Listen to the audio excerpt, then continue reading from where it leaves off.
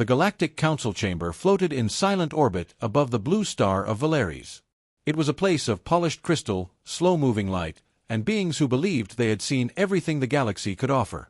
For thousands of cycles, the Council had ruled through distance and fear. Worlds listened when the Council spoke, because resistance always ended the same way.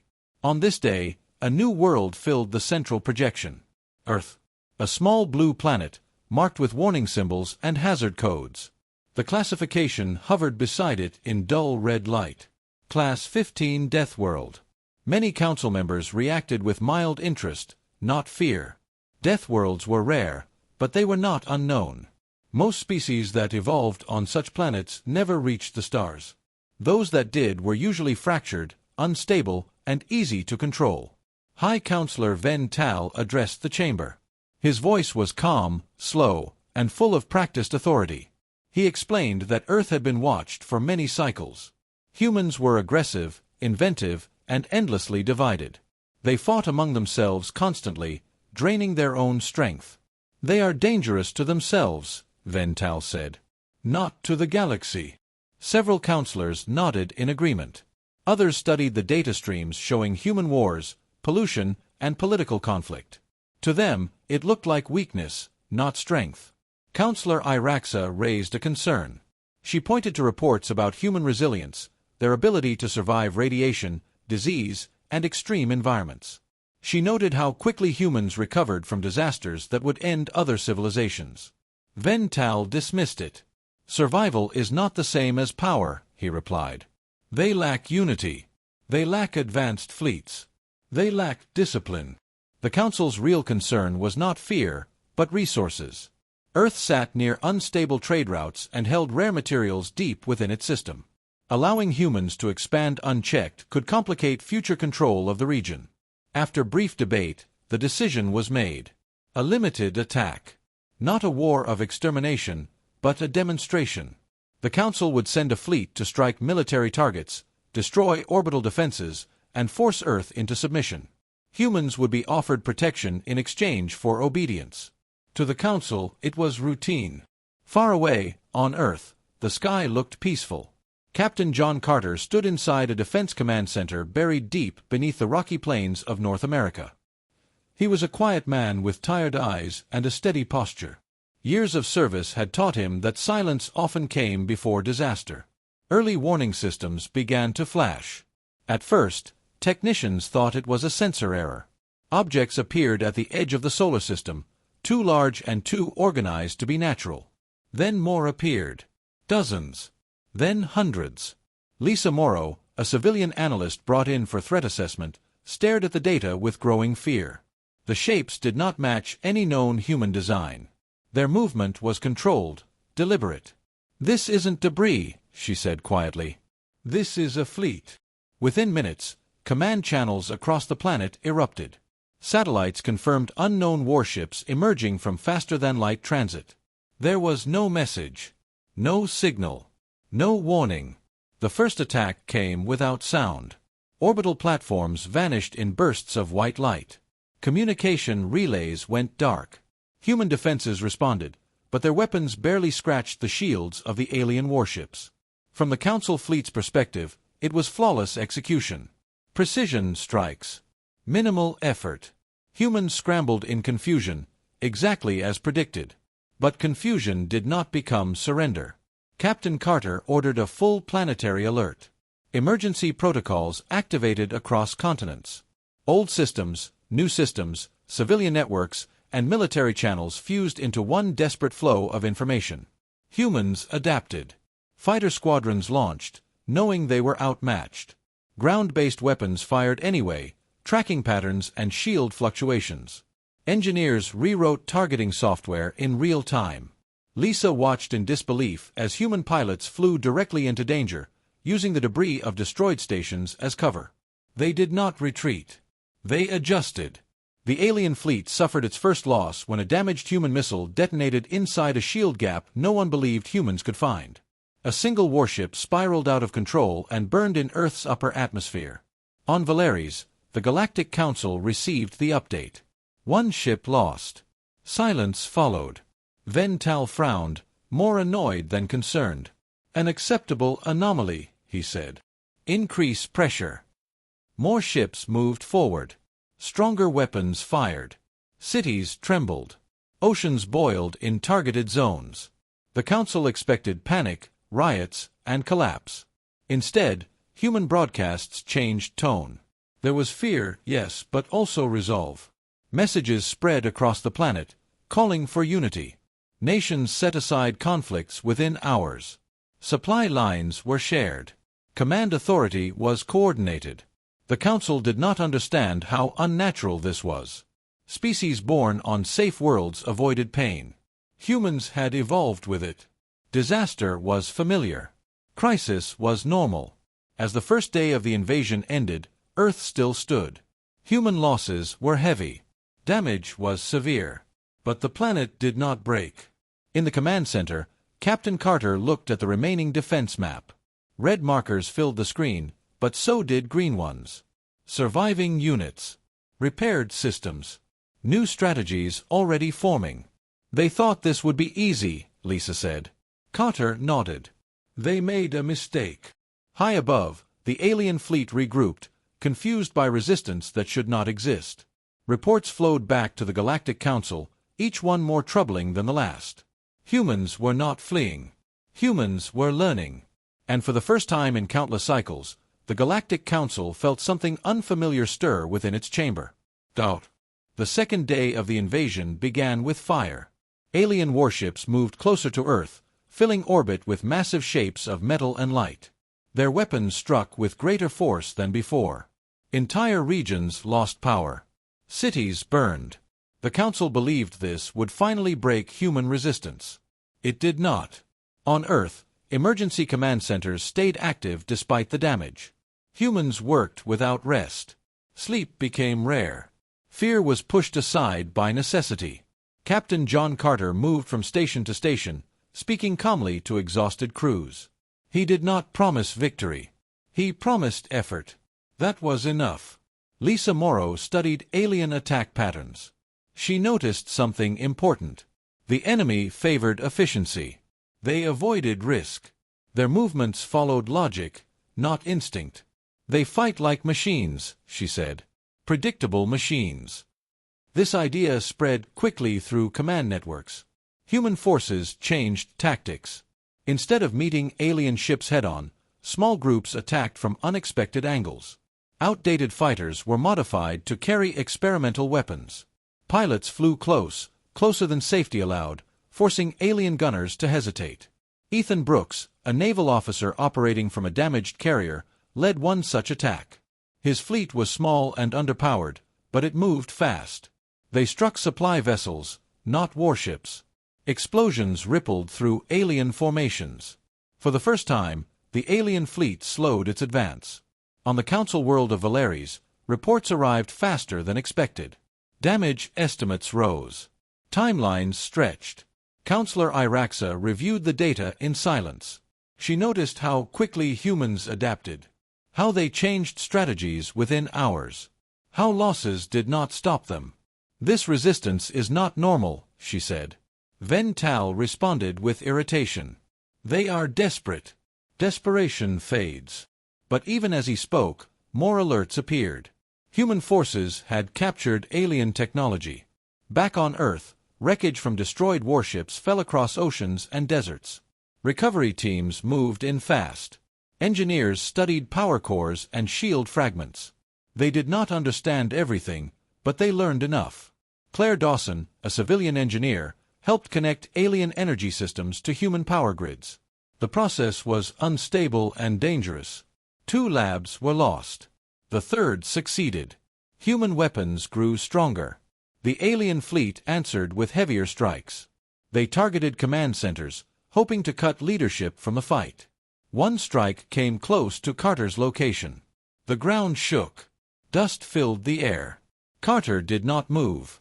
"Keep the channel open," he ordered. "They want us silent." Across the planet, people listened to emergency broadcasts. They heard losses. They heard truth. They also heard determination. Human unity deepened. Old rivalries faded. Borders meant little now. Factories shifted production overnight. Civilians volunteered where they could. Survival became shared purpose.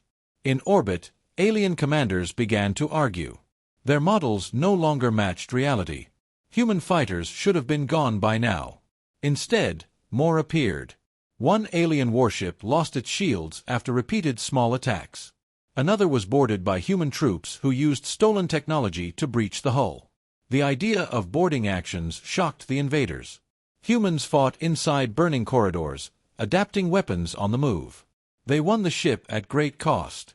News of this reached Valeries. Silence filled the council chamber again. Vental's confidence cracked. Not fear, but disbelief. They should not be able to do this, he said. Iraxa answered quietly. They come from a Deathworld. Struggle is their teacher. As the second day ended, the alien fleet pulled back to reorganize. Earth still burned. But Earth still fought. Captain Carter reviewed the latest data. Human losses were severe, but alien losses were rising faster than expected. They're learning, Lisa said. Just like us. Carter shook his head. No, they're reacting. We're evolving. Above the planet, alien commanders prepared new orders. They planned escalation. More ships. Stronger weapons. They still believed they could win. They did not yet understand what they had awakened. On Earth, as fires burned and skies glowed, humanity prepared for a longer war. And the galaxy took its first step toward fear. The third phase of the war began quietly.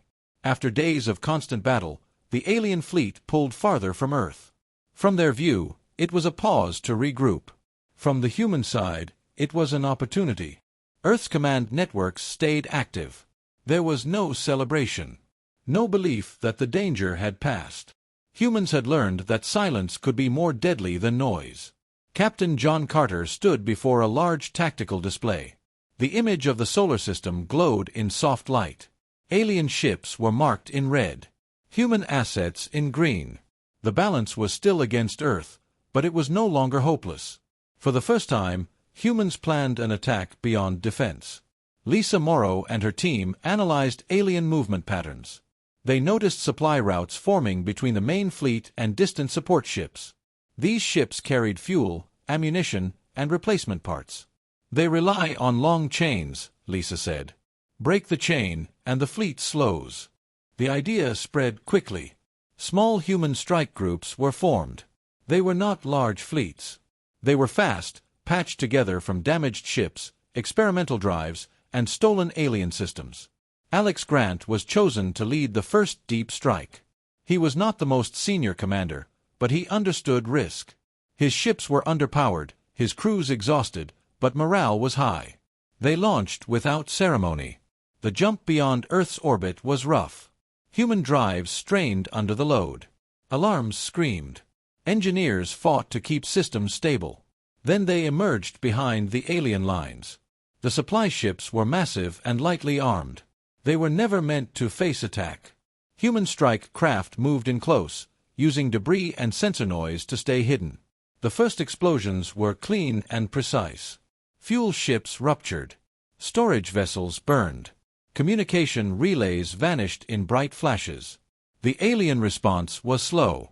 By the time warships arrived, the humans were already gone. Back on Earth, the results were immediate.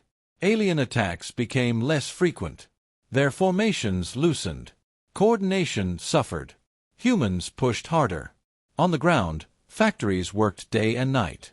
New weapons were crude but effective. Armor was reinforced with alien alloys. Shields were copied in simple forms, not elegant, but strong. Claire Dawson supervised one of the largest integration projects. Her team connected alien power cores to human ships. The systems were unstable, but they worked. We don't need perfect, she said. We need enough. In orbit, human pilots grew bolder. They no longer waited for orders to retreat. They tested enemy defenses, looking for weaknesses. Every fight became a lesson. One alien warship was disabled and captured intact. Human boarding teams entered slowly. Corridors were narrow and burning. Gravity failed in places. The air was thin. The aliens fought with discipline, but humans fought with instinct. They adapted to broken conditions. They used walls, floors, even wreckage as weapons. The ship was taken. Inside its data core, humans found something unexpected. Records. They showed council discussions, threat assessments, classifications. Earth was listed as dangerous, but manageable. Class 15 Deathworld. The note beneath it was simple. Low probability of unified resistance. When this information reached Earth Command, there was anger, but also clarity.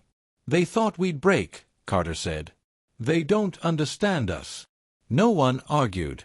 On Valeries, the Galactic Council faced growing unrest. Reports showed rising losses. Timelines extended beyond acceptable limits. Counselor Iraxa spoke again. She warned that humans were changing the nature of the war. They are no longer reacting, she said. They are planning. Vental resisted. He ordered heavier reinforcements, larger ships, stronger weapons. But doubt spread through the chamber. No species had ever turned a council demonstration into a real war. As days passed, human attacks increased. Supply routes burned. Isolated warships vanished. Alien commanders reported fear among their crews. Humans fought even when wounded. They continued under extreme pressure. Their morale did not collapse. Earth skies were still scarred, but defenses held. Captain Carter watched as new fleet markers appeared on the display. Human-built warships, rough and imperfect, but ready. We're not just surviving, Lisa said. We're pushing them back. Carter nodded slowly. And that scares them. Beyond the solar system, human strike groups moved deeper. They tested alien borders. They left warnings written in fire and debris. For the first time, the galaxy felt the presence of Earth. On Valeries, council members no longer spoke with certainty. The question was no longer how to control humanity. It was how to stop them. As Part 3 ended, the truth became clear. The Council had attacked a Deathworld. And the Deathworld was learning how to hunt. The war had spread beyond Earth. What began as a single Council operation had become something far larger. Human ships were no longer confined to their home system. They moved along the edges of Council-controlled space, striking targets that once felt untouchable. Alien outposts went silent. Supply stations vanished. Trade routes burned. The Galactic Council struggled to keep order. Reports arrived from multiple sectors, each one worse than the last. Human fleets were small, but they were unpredictable. They attacked without warning, disappeared, then returned somewhere else. On Earth, command centers worked without pause. Screens glowed with maps of unfamiliar stars. Humans were learning the shape of the galaxy through conflict. Captain John Carter watched a live feed from a distant system. A human strike group had just disabled a council warship near a mining world. The engagement was brief and violent. "They're faster than we expected," one officer said. Carter nodded. "They learned the same way we did. Under pressure." Lisa Morrow reviewed captured alien data. It revealed something troubling. Many council species had never faced true extinction-level war. Their conflicts were controlled, limited, and slow. "They don't understand total war," she said. "We do." Human fleets used this difference. They attacked logistics instead of cities. They cut communication lines instead of chasing fleets. They forced alien commanders to protect everything at once. The Council's strength became its weakness. On Valeries, the Council chamber was no longer calm. Voices overlapped. Accusations spread. Counselor Iraxa stood before the assembly once more. She spoke with urgency. "We misjudged humanity," she said. "They are not reckless. They are conditioned." Vental remained silent longer than usual. When he spoke, his tone lacked confidence. "They are spreading fear," he said. "Fear leads to instability." Iraxa answered, "Fear is already here." Across the galaxy, neutral species watched closely. Many had obeyed the Council for generations. Now they saw Council fleets retreat. They saw human ships survive battles they should not. Whispers began. If the Council could bleed, it could fall. On the front lines, human crews paid a high price. Losses continued. Ships were destroyed. People died. But the war hardened them. Ryan Cole, a fighter pilot, led repeated assaults against alien patrols. His ship was damaged so many times that it barely held together. He kept flying. "We don't stop," he told his wing. "We adapt." Human soldiers boarded enemy vessels with confidence. They learned alien layouts. They reused alien weapons. They moved through chaos as if it were normal, because to them it was. Back on Earth, cities rebuilt even as the war continued. Shelters became factories. Ruins became training grounds. Children learned emergency drills as routine. Humanity refused to collapse. The Council tried escalation. They deployed larger warships, weapons capable of cracking planets. These ships were symbols of final authority. Human command studied them carefully. Emma Wright, a strategist, noticed a pattern. The largest Council ships required long preparation cycles. Their power made them slow. "They're afraid of us," she said. "They're bringing out their last answers." Human fleets changed again. They avoided the massive ships and struck everywhere else. They made the galaxy feel unsafe. No supply convoy traveled alone. No outpost slept peacefully. Council commanders grew exhausted. Their crews feared human attacks in every shadow. Reports reached Valeries describing something new. Alien morale was breaking. Vental listened in silence as another sector requested withdrawal permission. Then another. He realized the truth. The Council was losing control. Not because humanity was stronger, but because humanity refused to stop. On Earth, Captain Carter stood beside Lisa as they watched a distant star flare on the screen. Another successful strike. "We didn't choose this," Lisa said. Carter answered quietly. "No, they chose it for us." Beyond known space, human scouts reached Council borders once thought unreachable. They left markers, warnings, simple signals. Do not advance. Some Council worlds began to prepare defenses of their own. Others began secret talks. Fear spread faster than any fleet. As Part 4 drew to a close, one truth became impossible to ignore. The galaxy was changing. The Galactic Council no longer stood unchallenged. And at the center of that change was a species born on a Class 15 Deathworld. Humanity. The end of the war did not come with celebration. It came with silence. Across the galaxy, Council fleets stopped advancing. Some withdrew to defensive positions. Others powered down weapons and waited. The flow of attacks slowed, then stopped. For the first time since the invasion began, Earth's skies were quiet. Captain John Carter stood inside the command center and watched the tactical display. No new enemy markers appeared. No emergency alerts sounded. The silence felt heavy, not comforting. "They're deciding," he said. Lisa Morrow nodded. "And they're afraid of choosing wrong." On Valeries, the Galactic Council gathered in emergency session. The chamber no longer felt eternal. Cracks ran through crystal walls, damaged during earlier unrest. Light flickered. Vental stood at the center, older now, his posture tense. The reports were clear. The Council had lost fleets. Trade routes were broken. Neutral systems no longer trusted Council protection. And humanity continued to advance, even when it did not attack. Counselor Iraxa spoke first. "We must end this," she said. "Every moment it continues, our authority fades." Others agreed. Some resisted, clinging to pride. But pride no longer won wars. The truth could not be avoided. They had underestimated a Deathworld species. The Council sent a message. It was the first direct communication humanity had received. On Earth, signals reached command centers across the planet. Linguists and analysts worked together to decode it. The message was short. A ceasefire request. Captain Carter read it in silence. "They want to talk," one officer said. "They want to survive," Carter replied. Human leadership gathered. Representatives from many nations spoke as one.